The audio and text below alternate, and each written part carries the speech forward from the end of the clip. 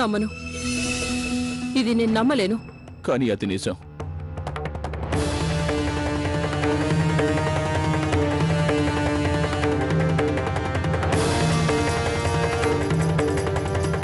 మీ కోడలు ఇక మనకు లేదమ్మగారు.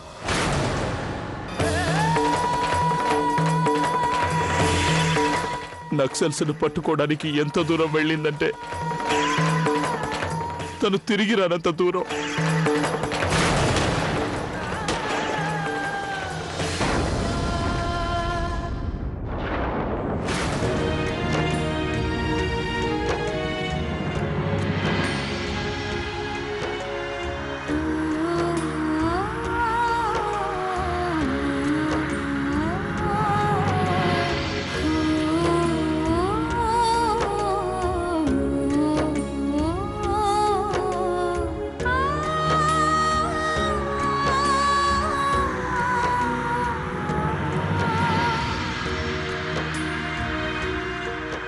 మీ కోడలు చాలా ధైర్యవంతురాలమ్మా.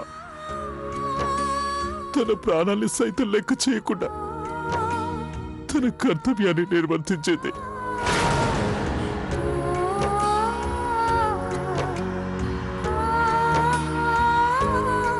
నాన్న, ముందు అమ్మ ఎక్కడుందో చెప్పండి. మీరు అమ్మని ఎందుకు తీసుకురాలేదు?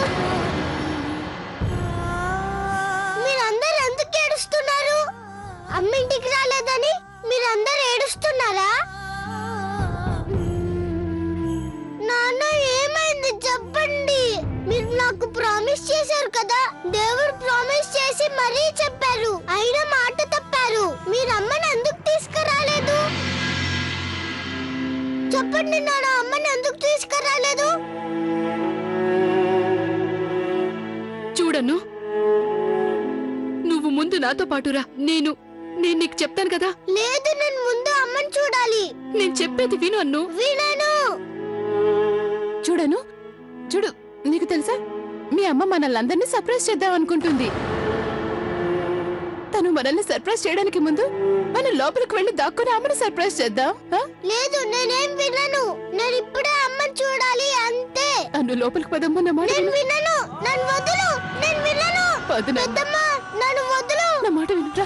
నన్ను వదులు పెద్దమ్మ. బబ్లీ, మీరు కూడా లోపలికి వెళ్ళండి. నాన్న, అమ్మ ఎక్కడుంది? నేను ఇప్పుడే అమ్మని చూడాలి.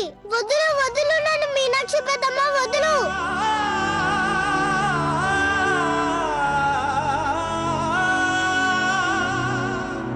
సిమ్రాన్ ఇంటికి తీసుకురావాలని నేను ఎంతగానో ఆశపడ్డాను.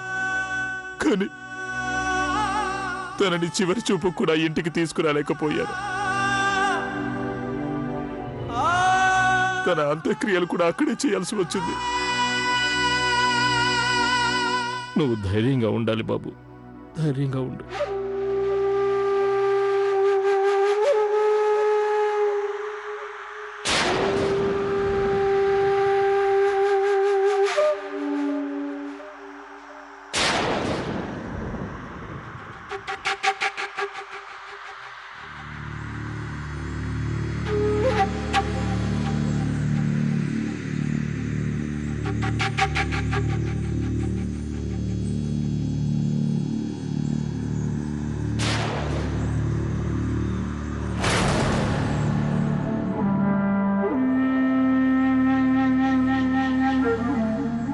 దీర్ఘ సుమంగళి భవ.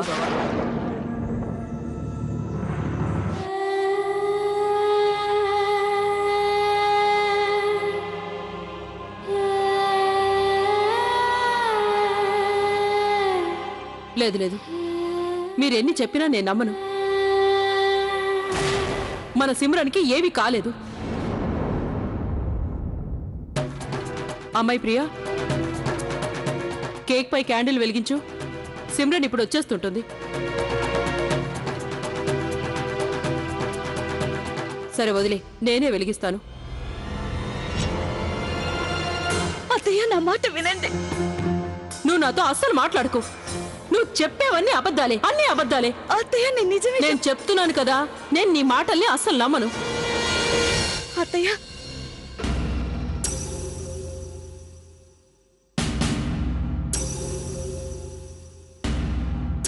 అత్తయ్య, ఇప్పుడు నేను చెప్పేది అబద్ధం కాదు.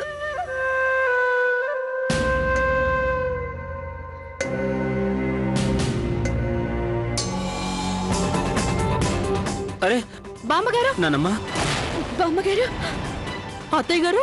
నానమ్మ, నానమ్మ కళ్ళు తెరవండి. నానమ్మ, నానమ్మ కళ్ళు తెరవండి. నానమ్మ తొందరగా నీళ్లు తీసుకురండి.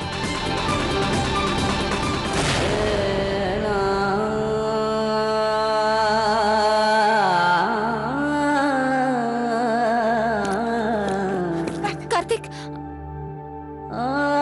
నానమ్మ,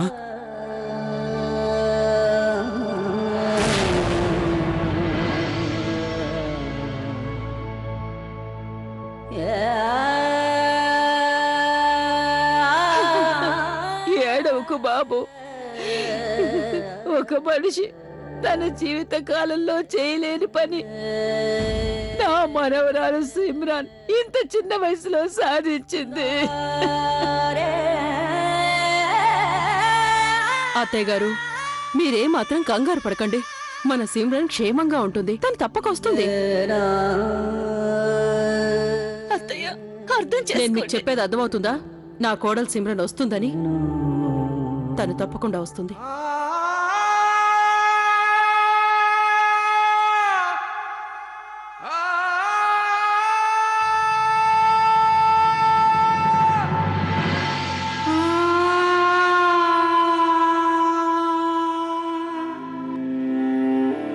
అందరికీ ఉన్నట్టుండి ఏమైందో తెలియట్లేదు. కానీ నాకు తన మీద నమ్మకం ఉంది. తను నాతో వస్తానని చెప్పింది. ఖచ్చితంగా వస్తుంది. అంతే. నానమ్మ చూడండి నానమ్మ, మీనాక్షి పెద్దమ్మ ఫోన్ చేస్తుంటే అమ్మ ఎత్తట్లేదు. మీరు చెయ్యండి, ఫోన్ ఎత్తుతుందేమో చూద్దాం. ఏదిలా ఇవ్వు. ఉండు.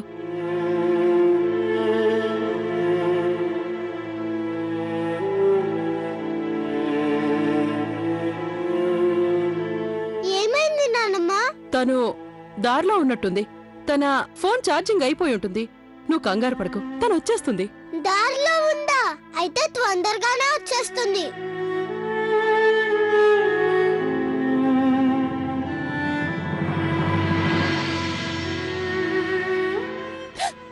లవ్లీ, అన్ను నా దగ్గర ఉంచుకుంటాను.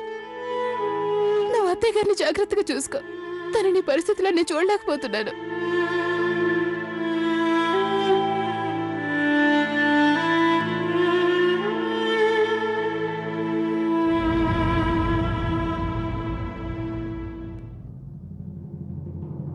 అత్తయ్య గారు, నువ్వు మళ్ళీ నా వెంట ఇక్కడికి ఎందుకు వచ్చావు? చూడు, ఒకసారి చెప్పానుగా, నువ్వు ఎప్పుడూ అబద్ధాలు చెప్తుంటావని. ఇప్పుడు కూడా అబద్ధమే చెప్తున్నావు. ముందు ఇక్కడి నుంచి వెళ్ళు. అత్తయ్య.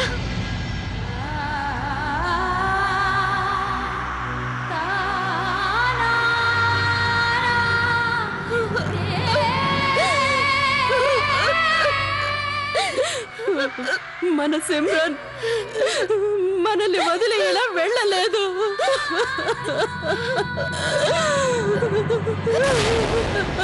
సిమ్రన్,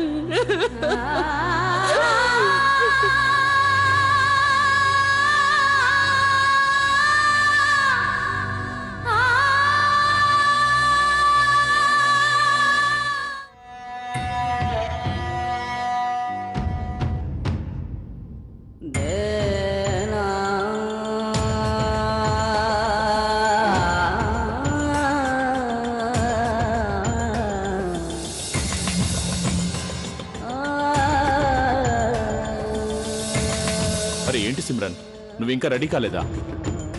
ఈ రోజు నేను హెడ్ క్వార్టర్స్ కి వెళ్ళాలి. కొంచెం లేట్ అవుతుంది. పదండి, నేను మీకు టిఫిన్ పెడతాను.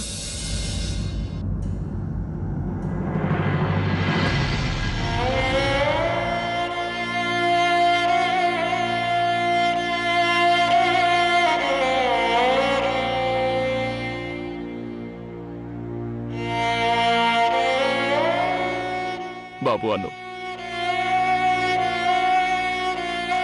నువ్వు అడిగే ప్రశ్నలకి నా దగ్గర ఎలాంటి సమాధానం లేదు. నాన్న,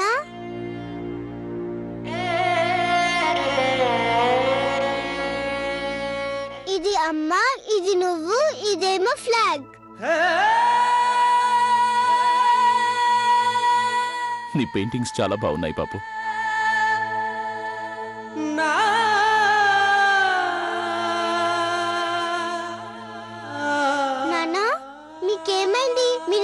ఏడుస్తున్నారు? మీకు అమ్మ గుర్తుకొచ్చిందా? మీకు తెలుసా అమ్మ వెళ్ళేటప్పుడు ఏం చెప్పిందో? బ్రేవ్ బాయ్స్ ఎప్పుడు ఏడవరని. మీరు నాకన్నా బ్రేవ్ బాయ్ కదా, మరి ఇప్పుడు ఎందుకు ఏడుస్తున్నారు? లేదు నాన్న, నేను ఏడవట్లేదు.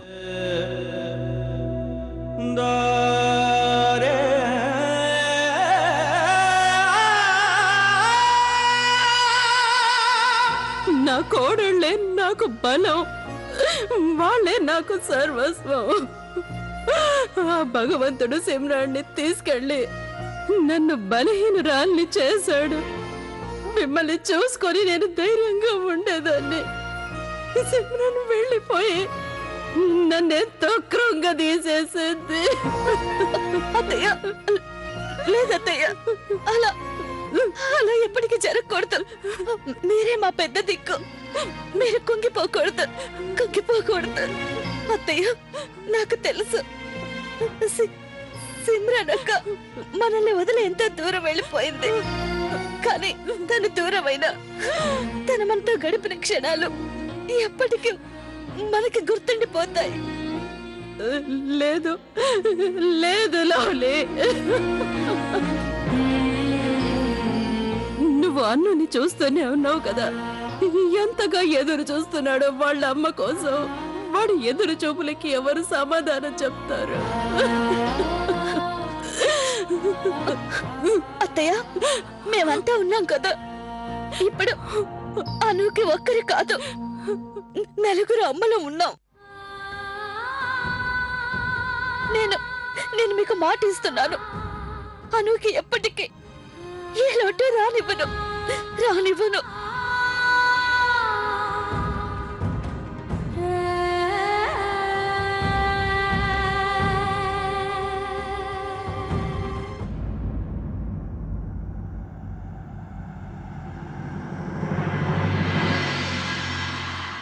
బాబు, మన తలరాతను ఆ భగవంతుడు ఇంతే రాసి పెట్టాడు బాబు. కానీ సిమ్రాన్ని ఎప్పటికీ మర్చిపోలేను. తన జ్ఞాపకాలు ఎప్పటికీ మన హృదయంలోనే ఉంటాయి. లక్కీ అన్నయ్య, మా అమ్మ తిరిగి రాదని నీకు ఎవరు చెప్పారు? మా అమ్మ ఖచ్చితంగా వస్తుంది. నాన్నమ్మ ఎప్పుడు అబద్ధం చెప్పదు. లా లా లా లా లా లా లా లా లా లా. హనుకి ఎలా ధైర్యం చెప్పాలో తెలియడం లేదు నాన్నగారు. హనును చూడాలని సిమ్రాన్ ఎంతగానో ఆశపడేది. ఎప్పుడు చూసినా హను గురించే మాట్లాడుతుండేది. కనీసం చివరి చూపైనా సిమ్రాన్ని అనుకు చూపించలేకపోయా నాన్న. ఆ భగవంతుడిపై భారం అయ్యి బాబు, అన్ని తనే చూసుకుంటాడు. నువ్వు ఒక విషయం గుర్తుపెట్టుకోవాలి శివ. ఆ భగవంతుడు మనకి కష్టాలు కలిగించినప్పుడు వాటిని ఎదుర్కొనే ధైర్యం కూడా తనే ఇస్తాడు. నువ్వు ధైర్యంగా ఉండు.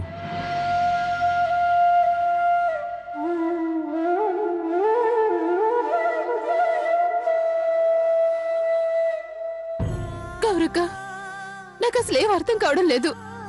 ఆలోచించి నా బుర్ర వేడెక్కిపోతుంది. అన్నకి ఎలా అర్థమయ్యేలా చెప్పాలో నాకు అర్థం కావడం లేదు. వాడు అమ్మ అమ్మ అంటూ కలవరిస్తూనే ఉన్నాడు. వాడికి ఎలా నచ్చ చెప్పాలో నాకు తెలియడం లేదు. మీనాక్షి, విషయం తలుచుకుంటేనే నా గుండె బరువెక్కిపోతుంది. ఇప్పుడు పిల్లలకి ఎలా చెప్పాలి? ఉదయం నుంచి వాళ్ళు ఏమీ తినలేదు. పిల్లలందరూ ఆకలితో. గౌరీ అక్క, డోంట్ వరీ, పిల్లల కోసం భోజనం నేను తయారు చేస్తాను. ప్రియా, ఇటువంటి పరిస్థితిలో 13 రోజుల పాటు మన ఇంట్లో పొయ్యి వెలిగించకూడదు. ఆ ఏర్పాట్లన్నీ అమ్మాయి పుట్టింటి వాళ్లే చూసుకోవాలి. పిల్లల్ని పస్తులు ఉంచాల్సిన అవసరం ఏమీ లేదు.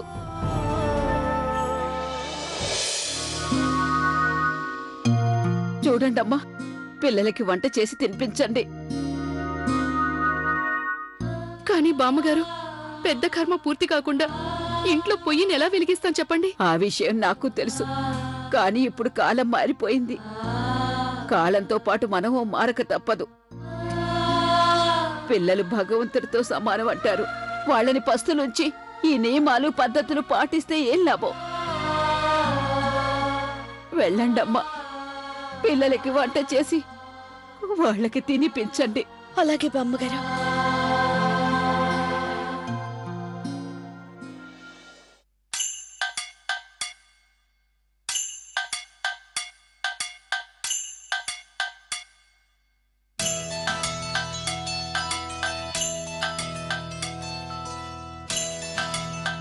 ఇన్స్పెక్టర్ సిమ్రన్ గారు, మీరు ఇలాగే బౌలింగ్ చేస్తుంటే మీరు ఇక నన్ను ఎప్పటికీ అవుట్ చేయలేరు.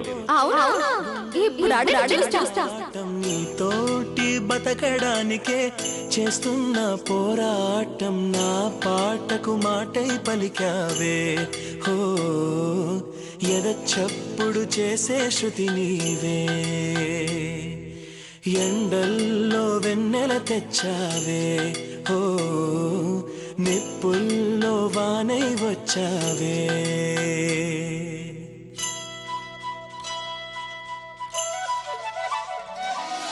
నా ప్రాణం నువ్వైపోతే గుండెల్లో కోలాటం, నీతోటి బతకడానికే చేస్తున్న పోరాటం, నా పాటకు మాటై పలికావే. ఓ ఎద చప్పుడు చేసే శృతి నీవే. అదేంటంటే మన ఆడవాళ్ళే గొప్ప అనుకుంటాం. దేవి దుర్గా సస్య అని. వాస్తవానికి మాత్రం మనం ముక్కుతాడు వేసి ఆడిస్తే ఆడే ఆవలం.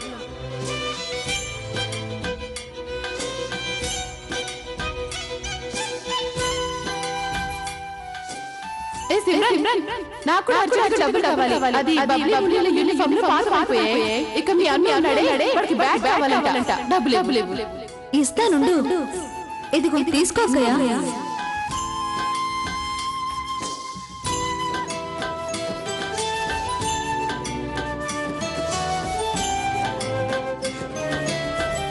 ఒక్క నిమిషం ప్రియా, నేను సరి చేస్తాను. వాచి పెట్టుకో.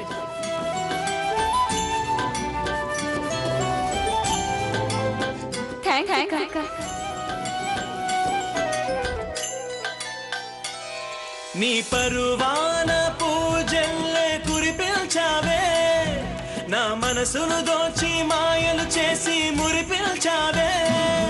నా మదిలోని భావనల అర్థం నువ్వే, బుగ్గల్లోన విరిసేటి సిగ్గైనవే.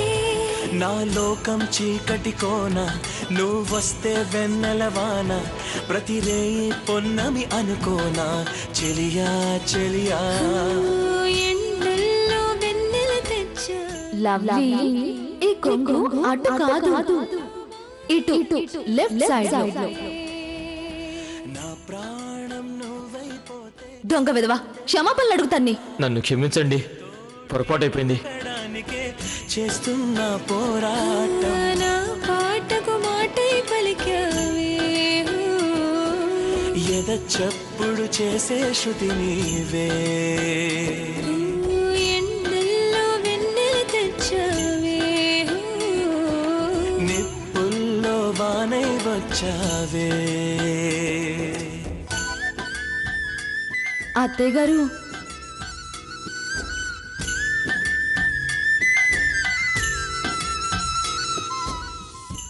ఈ పూలు తీసుకొని పూజ గదిని అలంకరించు.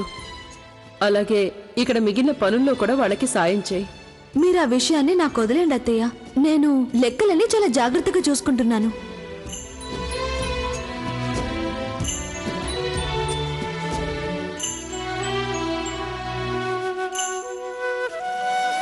నీ తోడంటూ ఉండని నాడే జగమే శూన్యం. నీ సింధు